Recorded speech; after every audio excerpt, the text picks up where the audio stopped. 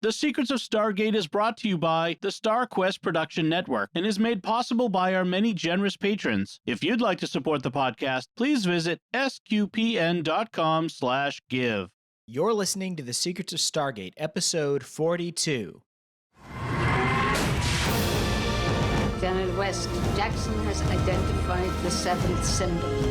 All right, here we go. We are about to try to make a connection. All we gotta do is bust out of here, commandeer the ship, and fly on home. Indeed. You say that a lot. I know that this could be dangerous. But this is our job, right? It's what we signed on to do. It was never about going home. It's about getting us to where we're going. Hi, I'm Jack Barazzini, and you're listening to The Secrets of Stargate, where we talk about the hidden meanings and deeper layers found in the Stargate movies, TV series, and more. And joining me today are Father Corey Stika. Hi, Father. Howdy, Jack. And Lisa Jones. Hi, Lisa. Hi, Jack. And Victor Lambs. Hey, Victor. Hi, Jack. All right, before we jump into this episode, I want to remind everyone that you can go to Apple Podcasts or Spotify or Stitcher or TuneIn or Google Podcasts or any of the podcast feeds that you use, and you can leave us a 5-star review and, give us a review, give us a thumbs up. It helps to spread the show to other people, and it always gives us a big help. But only if you think we're worth 5 stars. We're not asking you to compromise your integrity on our behalf. Yes, we are. Yeah. Yes, well, we are. yeah. And we're worth 5 stars. So. Yes. If you think we're worth 5 stars, go and rate us. If you don't think we're worth 5 stars, you don't need to go and rate us. It's kind of like the YouTube people who say, if you like my content, hit the thumbs up. If you don't like my content, double tap the thumbs up. Yeah. Which turns it off. Yeah. Well, they removed the dislike, so we don't even know anymore. Yeah, exactly. All right, today we're discussing the 22nd and final episode of Season 2, Out of Mind. O'Neill awakens in a cryopod in the year 2077. He is informed that the rest of SG-1 is dead and that Earth is at war with the Goa'uld. Meanwhile, Sam and Daniel are both awakened separately and told the same thing. Teal'c awakens in the real SGC, and that he has been unconscious for 3 weeks, and the rest of SG-1 is missing. Jack, Daniel, and Sam are all forced to recall memories to pad the runtime, uncover the truth.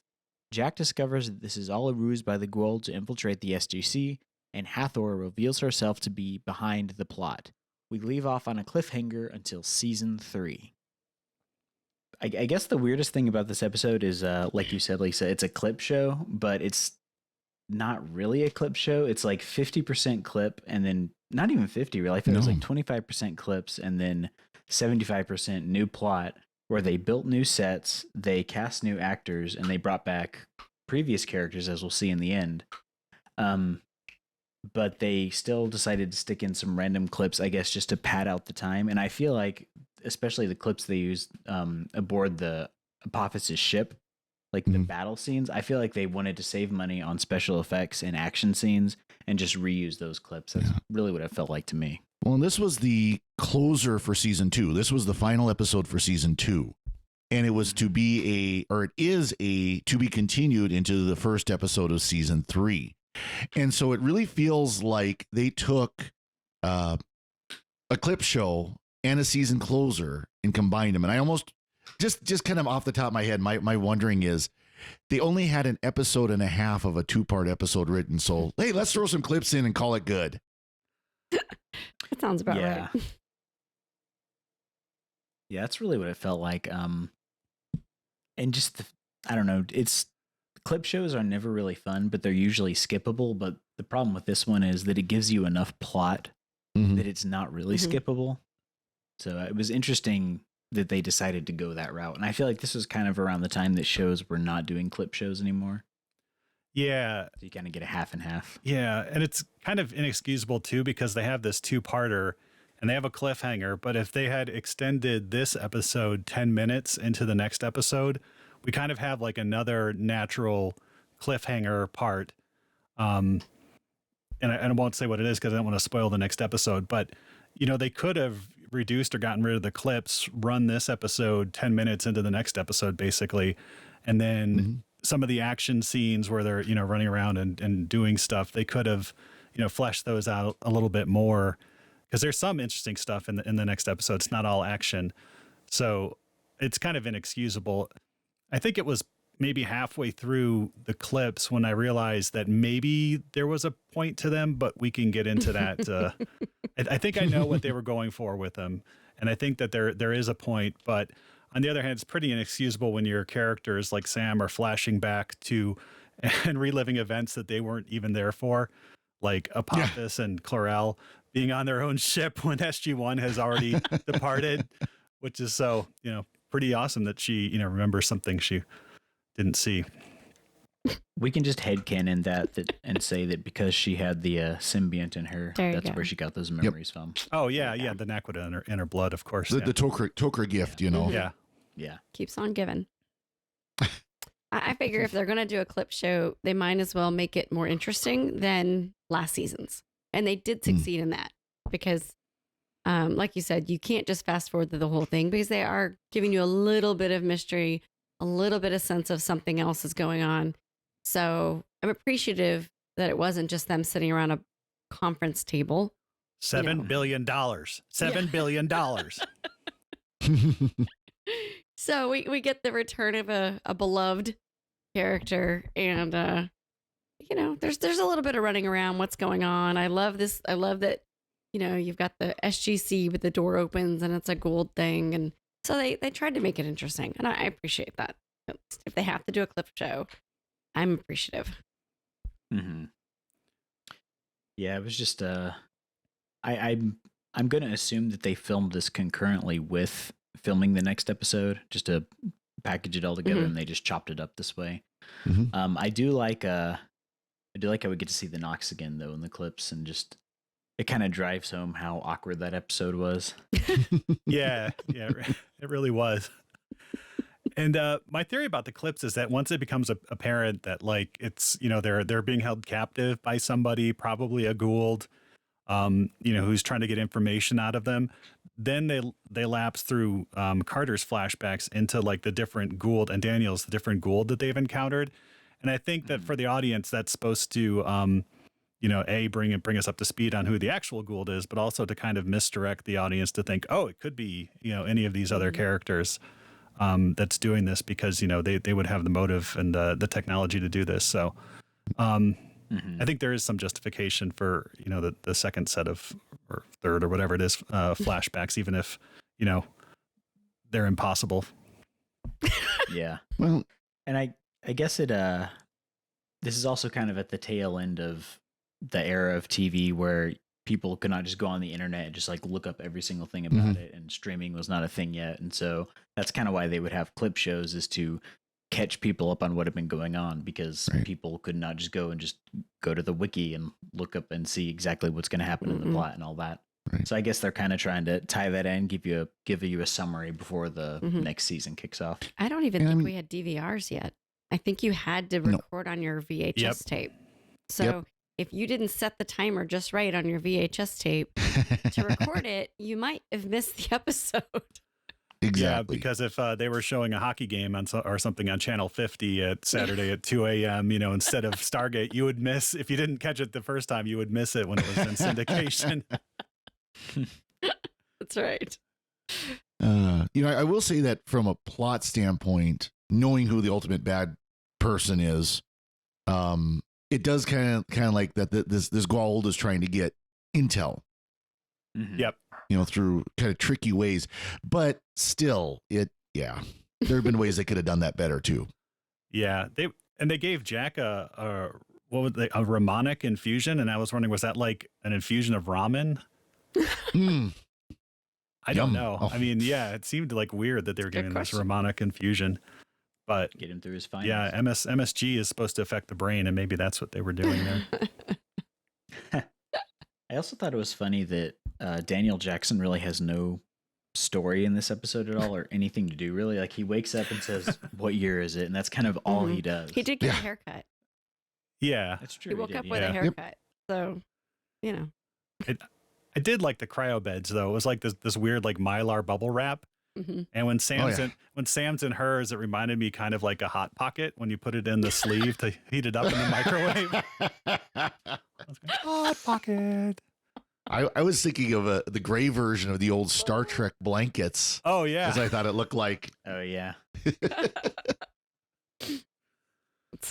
They're always cold in the center. And it looked like chainmail or something. Very uncomfortable, like a pointy pillow under their neck or under their head. And I'm like, oh. Yeah. I don't wanna wake Typical up like science that. fiction. The beds have always got to look absolutely uncomfortable. Yeah. Because then you know it's futuristic. Yep. And can we touch on the fact that they're all naked? Yep. Like, Yeah. why? And they give Jack clothing right away, but Sam like never gets clothing. She's like, again, left over from 90s sci-fi, right? You got to have her a Yeah. little uncovered. And then you get the Jack peeking, moment, where she sits up and he's all like, oh, come on. Well, then he says trade clothes, and it's like they're naked. Yeah. They're not. So it's like make them naked. Yeah, exactly. Yeah. No clothes to trade. Not going to be trading. I think he was talking about the dude that he knocked out. Yeah. Right, but she didn't have any clothes. So. Right. That's true. Yeah. That's the Just put the point. other He guy had in clothes. She didn't. Yeah, not a trade. They just put him inside the hot pocket sleeve. Take a nap. Yeah. Yeah. It's nice to see the plot advanced. It's also interesting that they decided to put a seeming time travel episode right after a time travel episode because 1969 was last week. So I thought that was interesting that they decided to go for that. And it's not even like you get any sort of sequitur into this episode. You just get Jack waking up. Right. Mm-hmm. So I thought that was interesting just from a writing perspective. Yeah, I'm always curious if the episodes air in the order of which they were conceived or and I don't know much about how TV production works or serial production. So, when they're spinning these episodes and coming up with them, do they get produced in the same order in which they were conceived, or do they sometimes get moved around based on shooting schedules or availabilities or other things? So it's just curious to me because I hadn't really thought about it being two time travel episodes back to back. But yeah, well, I know that there are times where even episodes as they've produced them aren't aired in the same order, and we even saw that with this season where there was one set of channels aired a couple episodes one way, one set of channels aired a couple episodes, those same episodes reversed, so that threw off timing. They weren't. Matter of Time was one of them, so they were there. It wasn't affecting anything storyline wise. Just it just affected when the episodes aired. But you hear stories of like Firefly, where Fox just completely scrambled the schedule. I mean, they slaughtered the schedule. You hear stories of series where they do produce shows out of order because of shooting schedule, because of crew availability, and so on. And I can see when they sit down and say, okay, we got 22 episodes to fill this season. These episodes go here, here, here, and here. What do we put in between? We can put this one here. We can put this one here. Well, no, we need to switch, So I'm sure they're arguing about which episodes get filmed and aired when. Right. And I think with TV nowadays, shows are conceived largely as a continuous story. And so it's much more linear in how they're going to be produced and aired. But this is kind of back when they would kind of make them in any order. They could be interchanged, and then they were aired based on what the network wanted to do. Like I know the original Star Trek series, the production order and the airing order are all out of whack. And you can see that with the continuity of some of the storylines they go into. Sliders, too, was notorious for that. But yeah, it's fun to see. Obviously, at the end, the big reveal is that Hathor is the one who is pulling the strings behind everything. She's back. And I was happy to see that. I'm glad that she's back. Yep. Maybe it's just because Meatloaf died recently, but I was getting like strong Rocky Horror Picture Show vibes from this. Jack comes out of cryogenic. The uniforms are all like the Transylvanian like sci-fi uniforms. We have Hathor, who looks kind of like Columbia and that. So I don't know. Rest in peace. Or I should say, rest in power, Meatloaf. You will be missed. Yeah. Yes. But yeah, I'm glad to see her character back. She's a lot of fun. And I assume that's going to carry over. And I know we'll see her several more times. So I'm looking forward to see what's going to happen. A nice twist that her pheromones don't work again. Yeah. Yep. Right. On them, but then later on, there's no excuse for them not working on other people, but we didn't. I should also mention that like my very favorite character briefly makes an appearance in one of the flashbacks to the Gould transport vessels when all the little guys are going up in their death gliders. We get the raise the roof guy. Yeah. Yeah. I was like, raise the roof. Woot woot. Yeah. We did not get a Team Jacob though. No, we Did didn't. not. But we'll continue to champion his cause. Yep. Yeah, I guess that's the worst thing about this episode is it's kind of light on plot. You get a setup that Hathor has taken Jack and Sam and Daniel, and then Teal'c. We didn't even talk about Teal'c. No. He wakes up in the SGC with General Hammond, and he's been to the planet where they are. He says they're all gone, and he wants to go back and get them, and Hammond will not authorize that. So he decides to leave the SGC and return to his home planet, presumably so he can go and rescue them. Well, one thing Teal'c mentions is that he saw a mixture of the Horus and the Serpent guards, which never happens. And so that was kind of okay, there's something different going on here. This isn't one of the normal Goa'uld gods that we've seen. There's something else. And of course, I was pointing, of course, to Hathor bringing all these guards in, all these Jaffa together. Right. She's convinced people to defect to her cause. One thing I didn't get is, so Teal'c's been like knocked out for 3 weeks, and I'm wondering like what could the Goa'uld have given him that would have knocked him out like for 3 weeks? And I know they probably did that just to make the chronology, although it really doesn't, it's not even that, they don't say when they're, in the lab that it's like, we've been here for 3 weeks or anything. So I don't know why they were very specific on how long Teal'c had been knocked out. It seemed unnecessary and kind of confusing. I think it was just to convey how badly he'd been wounded. Yeah, I mean, it sounded like the way General Hammond made it sound was like that, Dr. Frazier was doing massive, invasive surgery and all this kind of stuff to heal him, that it was a huge deal. Missed opportunity to give him like robot parts then, I guess. Yeah. Yeah. But in terms of the director... That's in Boba Fett. Yeah, yeah. This was written by Brad Wright and directed by Martin Wood, who directed a lot of Stargate. And there's, one good thing and one bad thing. The bad thing is he, when Jack knocks out the scientist guard with the thermos bottle or whatever that thing is, like he breaks the 180 rule where you're not supposed to jump over the line if you have action where, characters are on, one each on their own side of the screen. And then you flip to like the reverse perspective and they've like swapped spaces, physically on your screen and stuff. So that was a little confusing, but then when he opens up the door and sees the Goa'uld hallway, they do a nice vertigo focus, pullback effect. That's kind of cool. Zoom, yeah, that's kind of cool. I remember this is an aside to that, but my brothers who like to make like home movies and stuff, they figured out how to do a dolly zoom, and so they made this one video that had like 10 of them in it. Nice. It just Star made wipe. me think of that. It's like, Yeah. once you figure out how to do a camera effect, you just use it over and over again. Yeah. Oh, that's fun. So going back to Teal'c in the in sick bay, where they played it so that it almost, there's that question of, is this actually SGC or is this another trick? Yep. Because General Hammond was being we can't let you do that. You can't go. We got to do everything to stop you. Right. And so I was like, is this really General Hammond or is this another trick? And of course, it turns out that, yes, it is General Hammond. And it was General Hammond trying to keep Teal'c from going and getting himself killed, basically. Mm-hmm. I do feel like it would have been cool if they'd kind of layered the deception a bit more. Mm.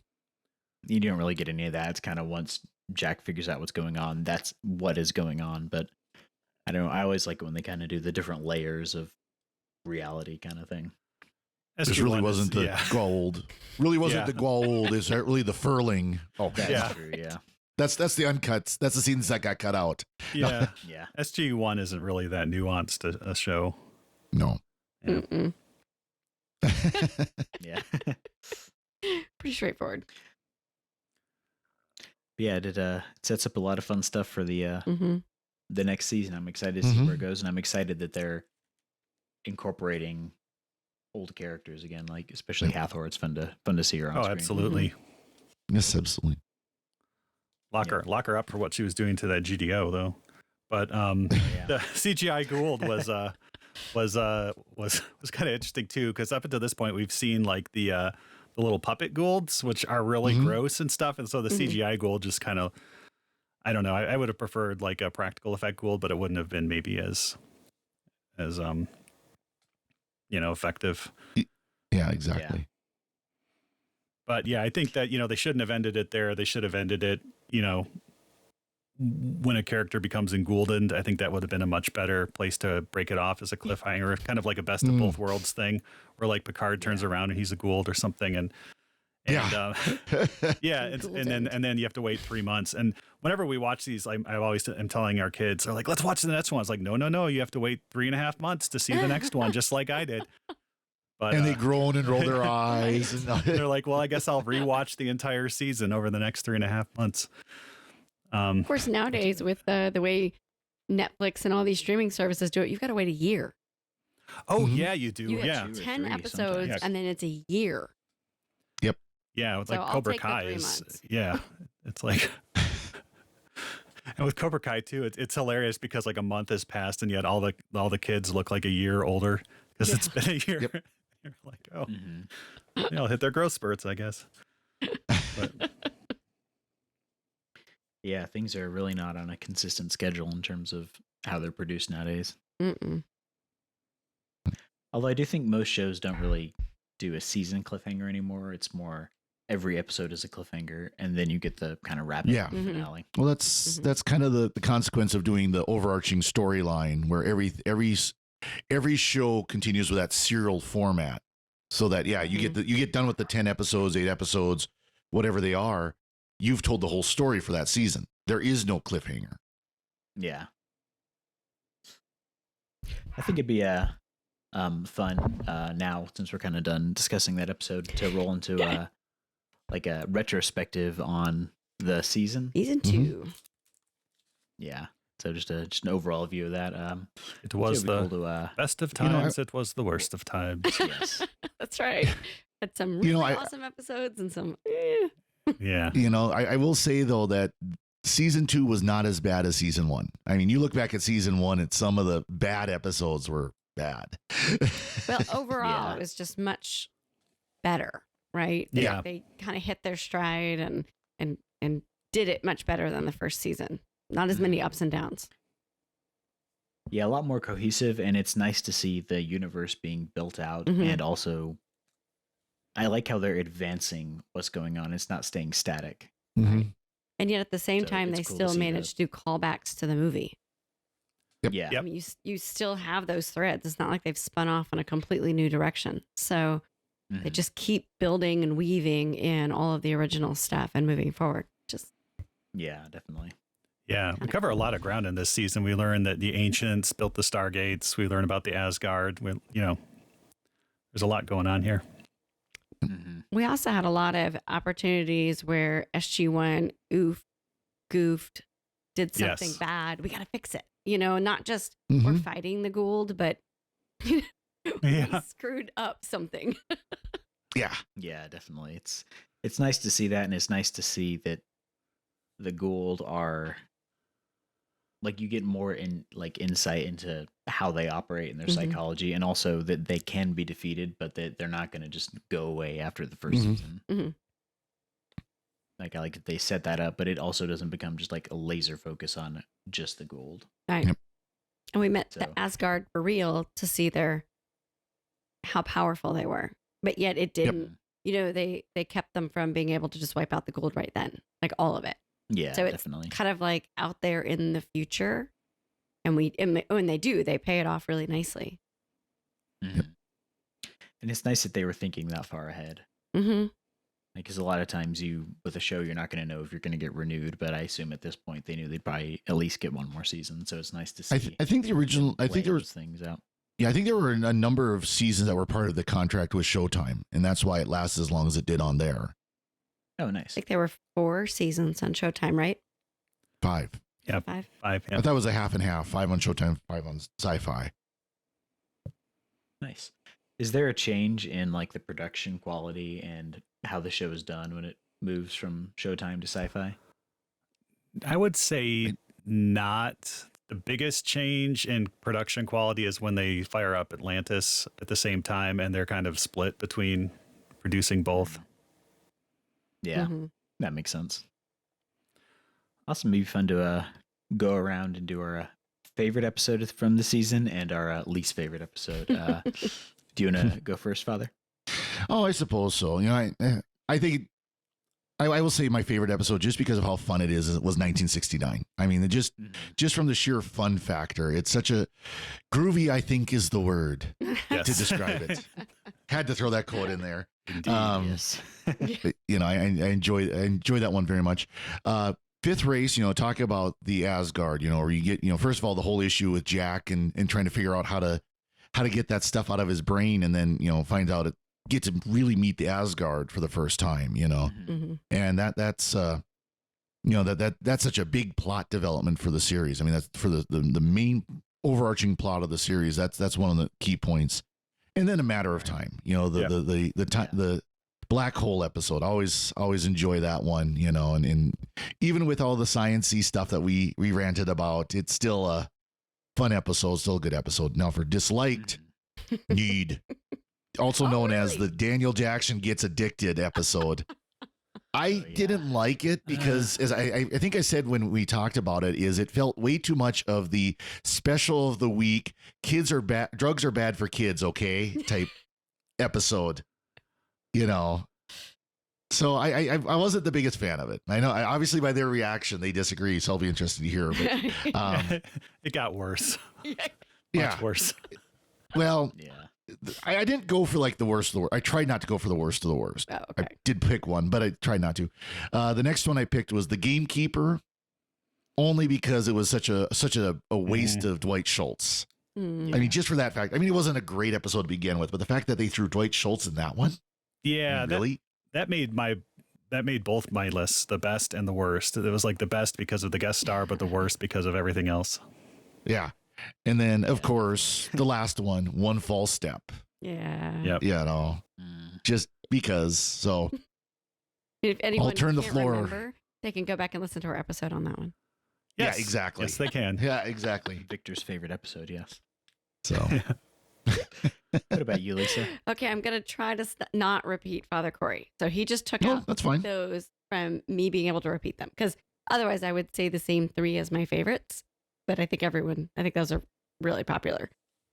Believe it or not, the episode in season 2 with the highest ratings, Nielsen ratings, was Holiday.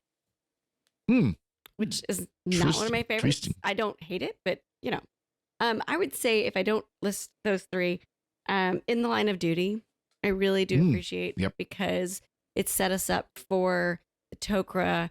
You had a main character who was taken over by a Gould. It gave you that, oh no, what's going to happen? Because we already saw what happened to Kowalski. So I think it gave us a nice payoff and a nice way to keep building towards the future. So I like that.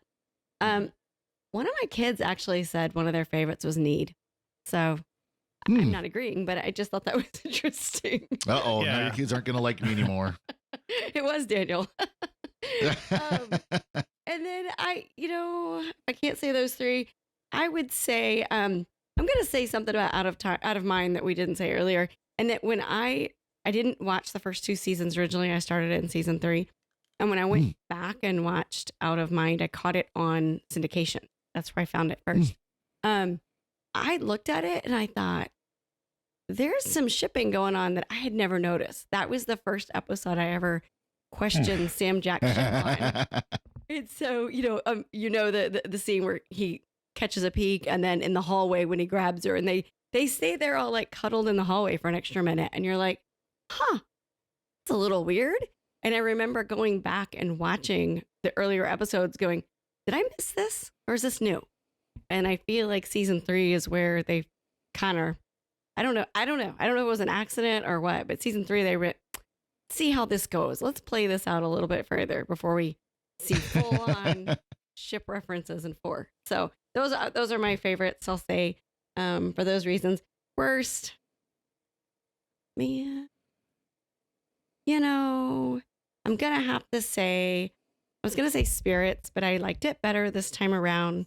So I got to go with One False Step. Sorry. I got to. It's, yeah, and it's not even the plot necessarily. It's the screaming man, unitard wearing men. I just. Yeah. Yeah. What about you, Victor? Yeah, a lot of overlap.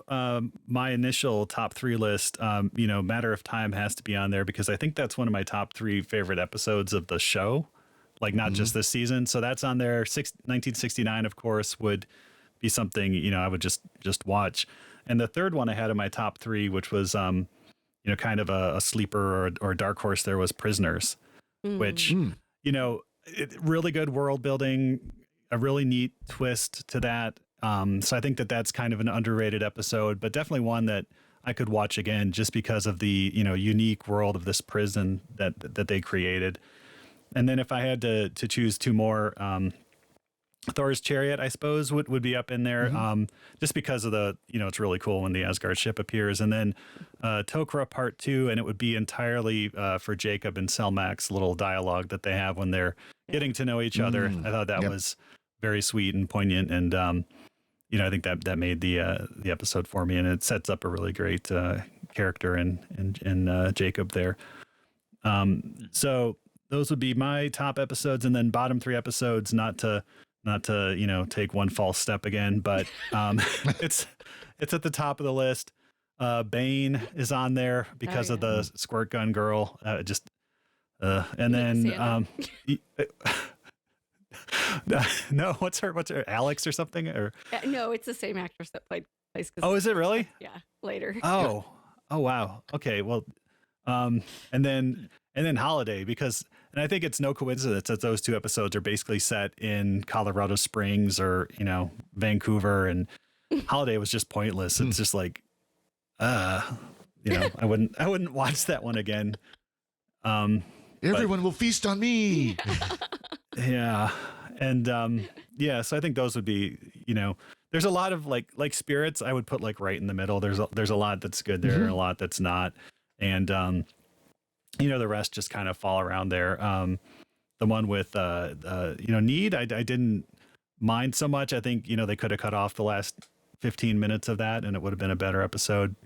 But then the other one, where Serpent Song, I thought that one had some good stuff in it as well, where Apophis is really sick and dying. Yeah, definitely. Coming in at the end, it's kind of hard not to just echo what y'all have said, but I would definitely say that A Matter of Time is probably my favorite one of the season, and the one I would say would be the worst would be Bane, just because it was just not enjoyable. Like, I feel like even One False Step was bad, but it was almost entertaining to watch because it was so bad. So at least had that going for it. One I really liked was Show and Tell, because I thought I liked the world that it sets up. I liked that you get these aliens who are not aligned with either faction, and also that they are not humanoid. I like the creativity there. Unfortunately, that does not get built out at all, so that's kind of sad there. But I liked that episode a lot. I also liked the Tok'ra 2-parter. That was fun to see. I like them building out those characters. But yeah, it's I feel like overall this is a pretty good season. Like, even the duds are not horrible. No. So like we don't get any emancipation this season, which is nice. It's much more balanced as a season, Though I will say I read a review online about season 2. I'm going to quote the guy, even though I didn't write down where I got the quote from. Season 2 of Stargate SG-1 is among the worst seasons in the show's history. And I thought, really?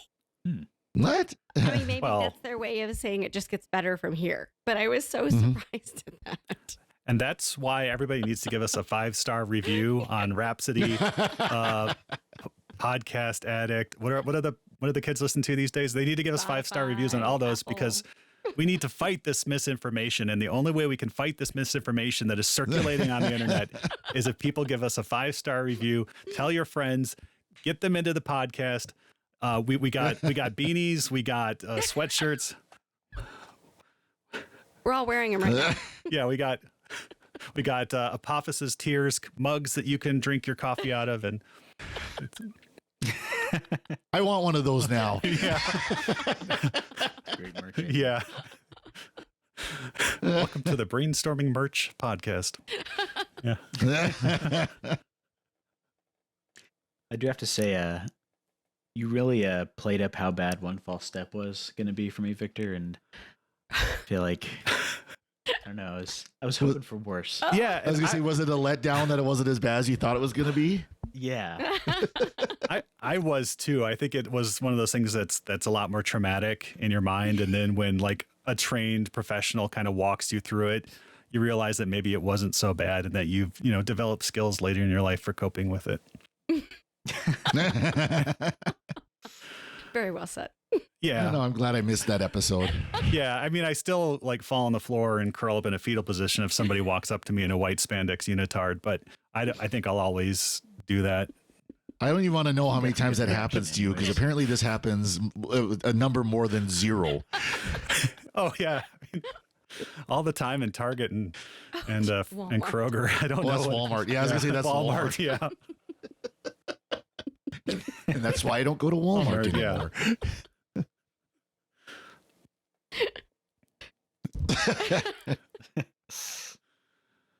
Yeah, I'm excited to see where the show goes, and I'm wondering though, because I've not watched beyond what we've talked about. Is there a drop off in quality later on in the series? Are we going to get like a season 7 of 9. TNG type situation? Season 9. Yeah, season 9, season 8. You could tell they're kind of winding it down, and there's some a like, lot of fun. yeah. Mm-hmm. Oh, Nice. we get demons next season. Oh, nice. We got some good ones. Yeah. Ergo. Yeah, Ergo is good. Yeah. Hmm. I think. Well, I think you got stuff to overall look forward to. It's a strong. I think season 3 is a strong season. But okay, if you had to say your favorite season, would we all say the same thing? No. Oh, I don't know. I'd have to sit down and look at the episodes. Yeah. My favorite so far is season 2. Yeah. You mean out of 1 and 2, Yeah. right? Of the episodes we covered, I like season 2 best. Right. Yeah. I'm going to go with like the even numbered Trek movie thing and say seasons 2, 4, 6, and to a lesser extent 8, 10. and not really 10, which is kind of your Star Trek nemesis, season. But yeah, 4 is definitely like, Voyage Home quality season. Not quite up to, Wrath of Khan in season 2. But season 6 with Jonas Quinn is definitely your it's not Undiscovered Country, which was number 6. Undiscovered Country. Yeah, it was okay. Are you thinking of episode 5 or movie 5? No, I was thinking of actually the 6th movie with Search season for 6. God. Yeah, I love the Jonas Quinn episodes, and Oh, it okay. introduces us to introduces us to we'd have to Felger. fight. Yeah, yeah, and we get some good Felger episodes and Oh stuff. yeah, Nice. those are good.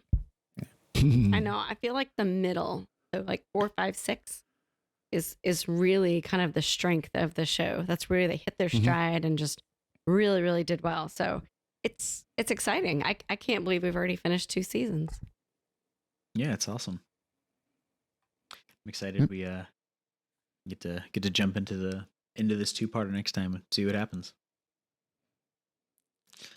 Right, do y'all have any other thoughts on this Nope. episode and this season? No, I think we covered it. Yeah, onward to season 3 and Let's go. Ergo. Yeah. Before we go, we'd like to take a moment to thank our patrons who make it possible for us to create the Secrets of Stargate, including Travis S., Joel K., Lars S., Don H., and Cindy M. Their generous donations at sqpn.com/give make it possible for us to continue the Secrets of Stargate and all the shows at StarQuest, and you can join them by visiting sqpn.com/give. And be sure to follow the show on Apple Podcasts, Google Play, Stitcher, TuneIn, Spotify, iHeartRadio, or on the SQPN YouTube channel. To find previous episodes of Secrets of Stargate and to send feedback, please visit sqpn.com/Stargate. And you can email us at stargate@sqpn.com or follow StarQuest on social media at facebook.com/StarQuestMedia or on Twitter at SQPN. You can also visit the StarQuest fan club mailing list by texting StarQuest to 66866. Send StarQuest to 66866. And we'll be back next time when we'll be discussing the third season of SG-1, starting with Into the Fire. Until then, Father Corey, thank you for joining me and sharing the secrets of Stargate. Thank you, Jack. And Lisa Jones, thank you as well. Thanks, Jack. And Victor Lambs, thank you too. Thanks, Jack, and tell Mac Cree, Meg tell Ah.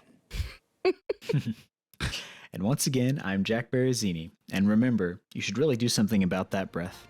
Thank you for listening to The Secrets of Stargate on StarQuest.